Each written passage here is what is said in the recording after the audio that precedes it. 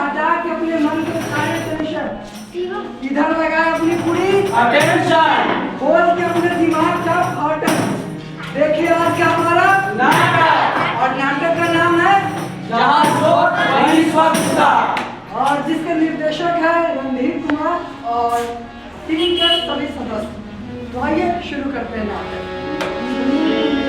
राम आएंगे आएंगे राम आएंगे राम आएंगे आएंगे राम आएंगे मेरे झोपड़ी के भाग आज भूले जाएंगे राम आएंगे मेरे झोपड़ी के भाग आज भूले जाएंगे राम आएंगे राम आएंगे राम आएंगे राम आएंगे तो मेरा सजाएंगे दीप जला के दिया भी हम मनाएंगे दीप जला के भगवान भूल जाएंगे राम आएंगे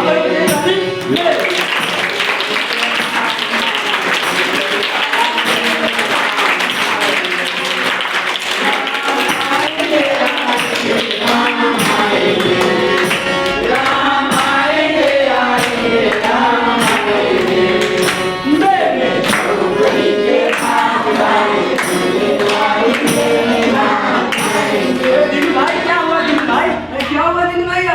ठीक है? लगता है मेरी तबीयत फिर से खराब हो गई। ऐसा करते हैं हम डॉक्टर से मिल कर आते हैं। हाँ आप लोग घर जाइए। ठीक है, अच्छे से जाइएगा, आराम से जाइएगा, रास्ते में हम अपना ख्याल रखिएगा। हाँ मिल के आके बताइएगा क्या हुआ क्या नहीं।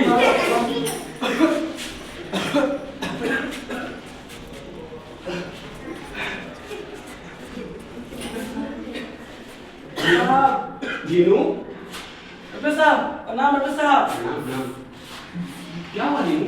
अभी पिछले ही हफ्ते तुमने चेकअप वगैरह करवा कर दवाई लेकर गए थे, इतनी जल्दी दोबारा बीमार हो गए? अब क्या बताएं डॉक्टर साहब, जब तक दवा खाते रहे सब ठीक ठाक चलता रहा, लेकिन जैसे ही दवा बंद हुआ फिर पहले जैसी स्थिति हो गई। अब क्या करें कुछ समझ में नहीं आ रहा। अरे शहर में जाकर बड़े डॉक्टर से इलाज क्यों नहीं करवाते? शहर में हाँ अब इतना पैसा मैं कहाँ से जुगाड़ कर पाऊंगा डॉक्टर साहब? आप ही कुछ दवा लिख दीजिएगा तो जैसे तैसे बंदोबस्त कर लूंगा। ठीक है, आंखें खोलो तो। सांस लो अच्छे से।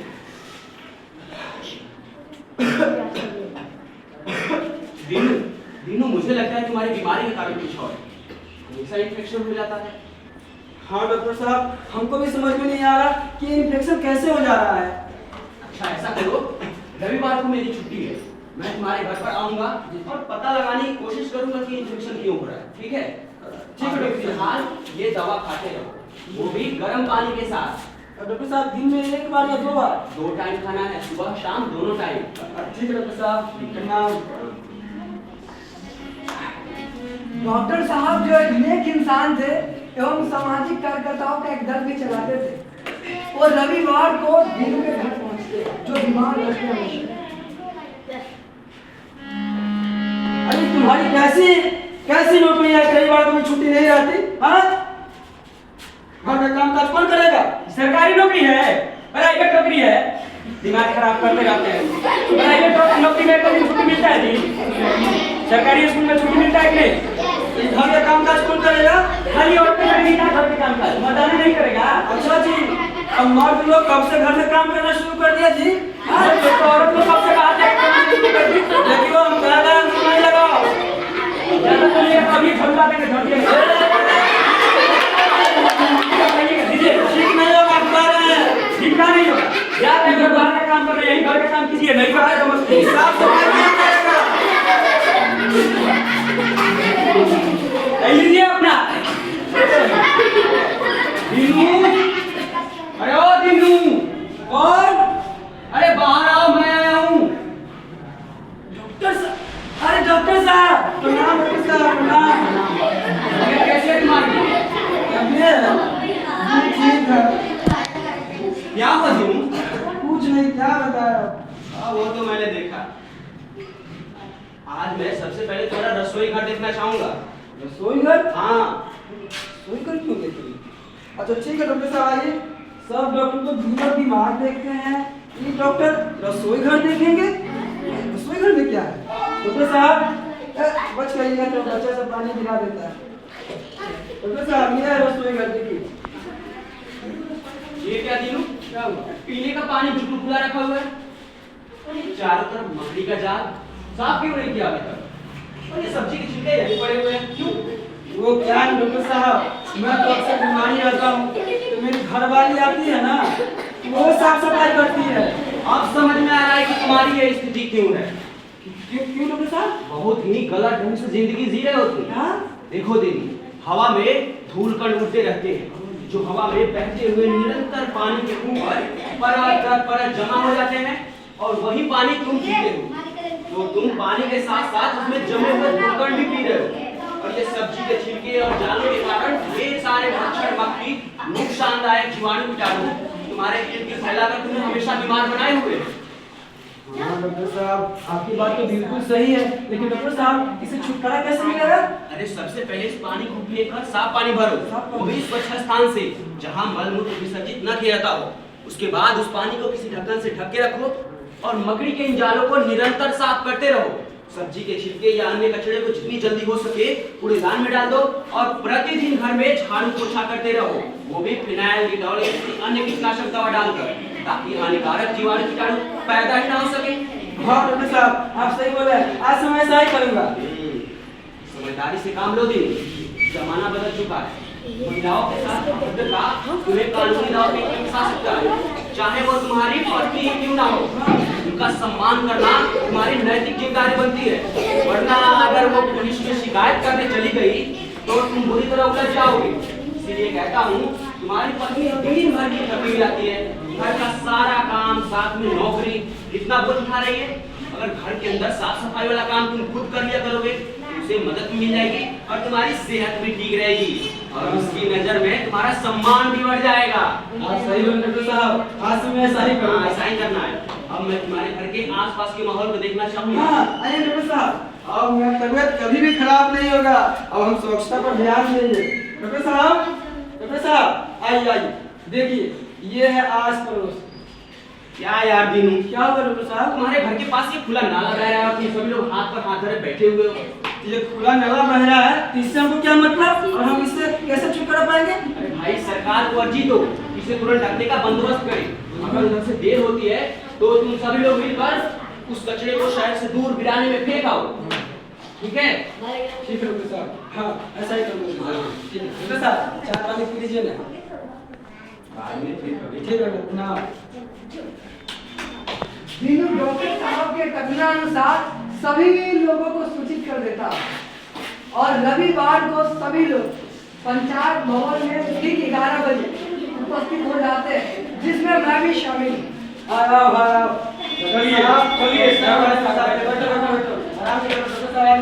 अब पूरा सोच कर हमें बताएं कैसे अच्छे से रहना है, कहाँ पानी नहीं फेंकना और कहाँ फेंकना है।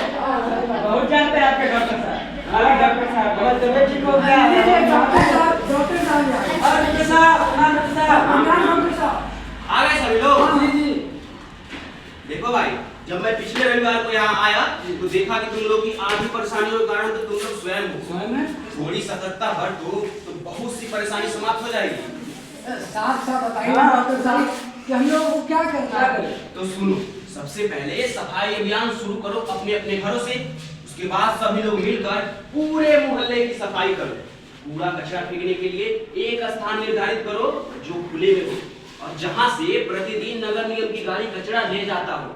इस बात का ध्यान रहे कि सूखा कचरा अलग और गीला कचरा अलग रखना है। सूखा अलग और गीला अलग। हाँ, अगर किसी दिन नगर निगम की हड़ताल हुई तो तुम सभी लोग उस कचरे को शहर से दूर बिराने में फेंकाओ और समय समय पर उसमें आग लगाकर उसे नष्ट कर दो। अगर कोई हम लोगों का बात नहीं मानेगा तो क्यों नहीं मानेंगे? सब मिलकर उस पर दबाव बनाओगे तो एक अकेला कब तक अलग रह सकता है? मान लो एक दो आदमी साथ नहीं भी देता है तो तुम लोग अपना काम करते रहो। धीरे धीरे सबको इसका फायदा जब समझ में आने लगेगा तो सब ठीक हो जाएगा। ये बात सही बोलेगा। हाँ, तो इसी बात पर हम लोग शपथ लेते हैं। हाँ। हाँ, ऐसे हाथ हाथ करके। हाँ। अग्निदेव को अरे, सबसे- बैठ के शपथ नहीं लिया जाता है। हाँ। सबको लाइन में खड़ा होकर एक साथ शपथ लेना पड़ता है। हाँ डॉक्टर साहब सही कह रहे हैं, खड़ा होकर लेते हैं शपथ। ठीक है, तब लेंगे शपथ। हम लोग शपथ लेते हैं कि आज के बाद ना तो स्वयं गंदगी फैलाएंगे, ना तो स्वयं गंदगी फैलाएंगे, ना ही किसी को ऐसा करने देंगे। और ना ही किसी को ऐसा करने देंगे। कोशिश करेंगे कि अगल बगल के गांव में भी सफाई अभियान चला सके, और सभी लोगों को रोक टोक कर सके। डॉक्टर साहब, हम लोगों की आंखें खोलने के लिए आपका बहुत बहुत धन्यवाद। अब मैं समझ गए इसी बात में कहना होता है। बोले साथी रे भाई रे भाई रे साथी रे साथी रे जाओ भाई रे भाई रे साथी रे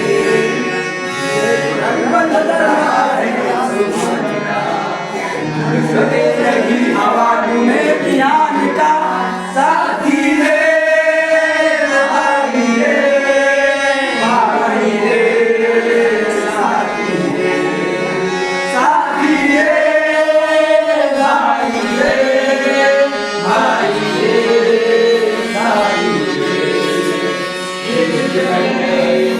गाँव जग गया नगर में जगे देश जग गया खेत जग गए गाँव जग गया नगर नगर जगे देश जग गया चलो बड़ो मिला के आ गई कदम मुश्किलों को कर देंगे हम खत्म चलो बड़ो मिला के आ गई कदम मुश्किलों को कर देंगे हम खत्म वक्त आ गया है इम्तिहान का साथी रे भाई रे भाई रे साथी रे साथी रे भाई रे भाई रे साथी रे भाई रे साथी रे भाई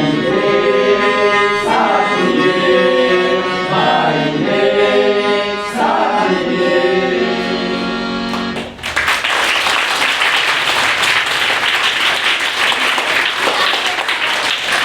तो आप लोगों को समझ में आया?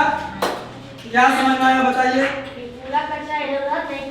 हाँ, और अपने घर में जो हम खाना बनाते हैं उसके बाद जो हमारे आलू के छिलके बचते हैं, कचरा बचते हैं, उसको सही जगह पे रखना है। और घर के आस अंदर में जो झोला है, मतलब मकड़ी का झोला, उसको क्या करना है? रखना है। और पानी जो है वो स्वच्छ स्थान से भर करके और उसको ढक्कन से ढक करके रखेंगे और उसको पीना है। क्योंकि अगर गंदे पानी पीते हैं आप लोग तो आपकी तबीयत खराब हो जाएगी। देखें दीनू का क्या हाल था, उसकी पत्नी भी उसको डांट कर चली गई। इसलिए अगर आप चाहते हैं कि आपकी पत्नी आपको इज्जत करे, आपका मान सम्मान बढ़े, आपका स्वास्थ्य पढ़ने में मन लगे, तो आपको इन सारी बातों पर ध्यान देना है। बहुत बहुत धन्यवाद आपको।